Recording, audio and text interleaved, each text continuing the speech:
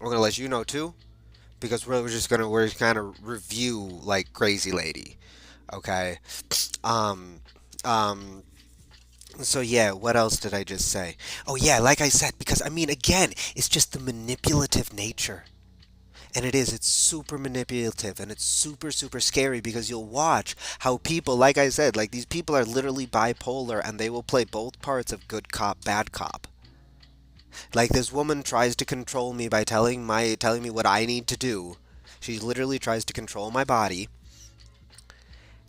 and and then later, actually 2 nights ago, she leaves the front patio unlocked because that's where I go to smoke. Never done that before, and she hasn't done it since. Only happened one night. But like I said, like I was just telling homie here, because then the other thing, like, and this is where this is the timeline events. This is what makes me think these things, because everybody wants to say, "Oh, you're just paranoid. You're just reading too far into things." All right, cool. Like I totally get that. I totally get that. Let's look at the series of events. Okay, um, I found out that I had hot water about 3 weeks ago. I wasn't using it. Just I don't always need it. Yeah, whatever. It was nice to have.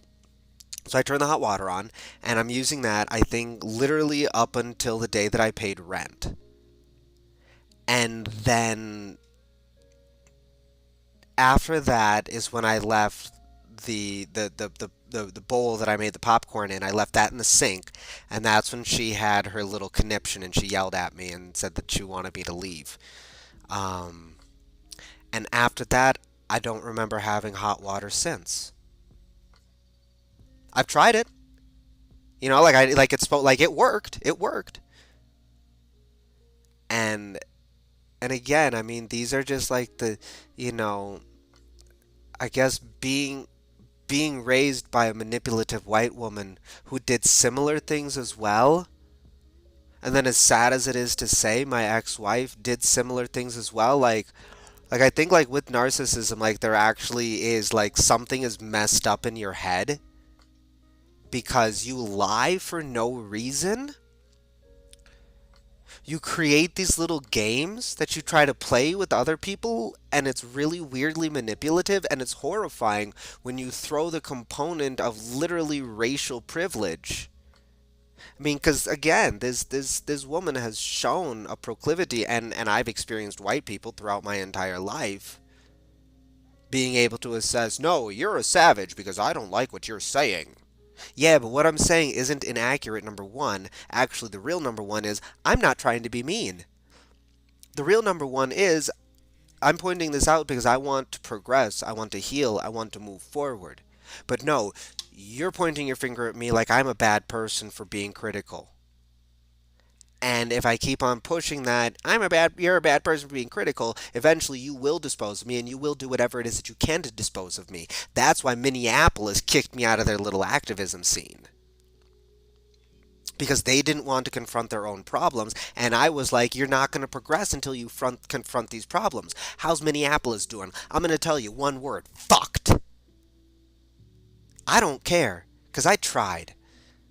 And I'm tired of it. But literally, that's how psychotic and manipulative all of these people are. So when people want to say, oh, you have a bias, this, that, yes, I do. But the thing about it is if you look at my music, I actually maintained my sense of joy, my sense of hope, and my faith in better. Because I wasn't gonna let myself get completely twisted and convoluted by all the negativity that I was surrounded by. That's what they wanted. That's what they needed. And I'm sorry it didn't happen because this middle finger is beautiful and it still works. I can put this up. We got the peace sign. I can put this. We do hang loose. Like I'm a human being. Like there's multiple aspects going on here. People just want to be focusing on the negative. I got to deal with a lot of negative, and the negative is really, really ugly. And people have been avoiding the negative for over 530 years. We're talking more like 2,000 years. Y'all Eurocentric folks have been like not wanting to look in the mirror or contemplate the shadow. You just want to project it onto people like me because it's easy. It's easy. Ah, and I am going to survive it and I am going to get through it.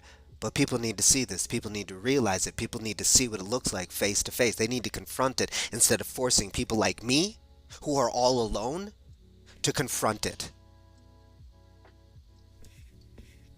I like, dude, like honestly, like that's like I don't know, like that's definitely really what's been getting me lately is just all of these people with all their like religious like um platitudes.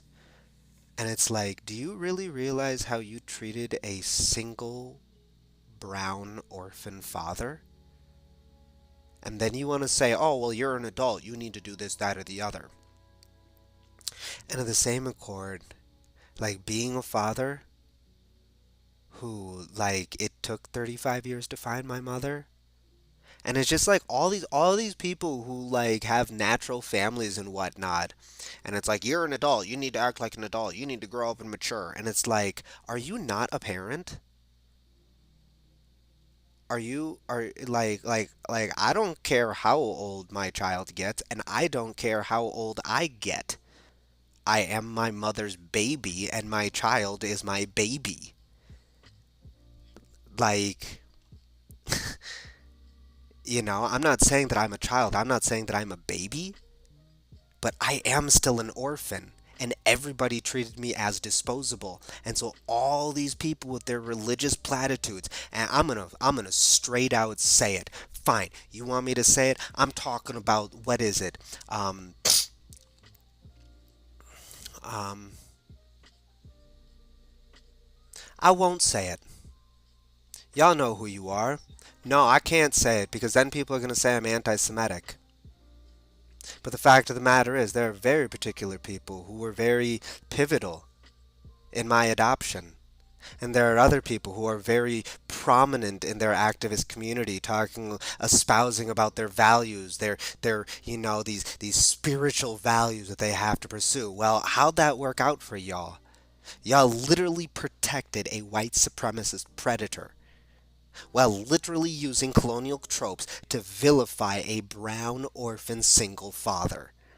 And you can, and it's just, and other people in your community look up to you as though you are like a credible person. And I mean really just like, yeah.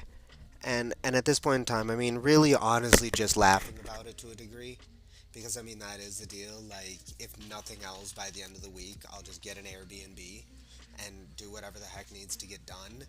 um, because like, yeah, definitely out of this. It was super dope. My one student signed up for another packet, and I got another student that signed up for a trial class.